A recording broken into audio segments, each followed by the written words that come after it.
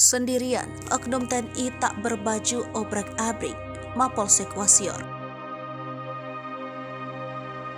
Unggahan video bernarasi oknum TNI mabuk dan melakukan perusakan di Polsek Wasior, Kabupaten Teluk Mondama, Papua Barat viral di media sosial. Video itu salah satunya dibagikan akun TikTok @anaknegeri128 pada Minggu 5 Maret 2023. Dalam video, mereka memperlihatkan situasi Mapolsek Wasior. Tampak sejumlah ruangan di Mapolsek Wasior mengalami kerusakan. Terlihat juga seorang pria yang tidak mengenakan pakaian menghantam kaca salah satu ruangan di Mapolsek Wasior. Keributan pun tampak di luar area Mapolsek Wasior. Lantas, bagaimana penjelasan pihak kepolisian? Saat dikonfirmasi, Kabid Humas Polda Papua Barat, Kombes Pol Adam Erwindi menyebut kejadian tersebut hanya kesalahpahaman.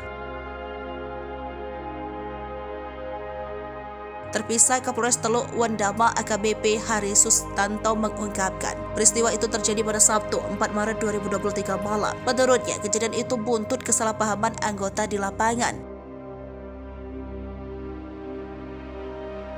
Ia menambahkan, Kodim 1811 Teluk Wandama dan Koramil Wasior akan memperbaiki kerusakan tersebut.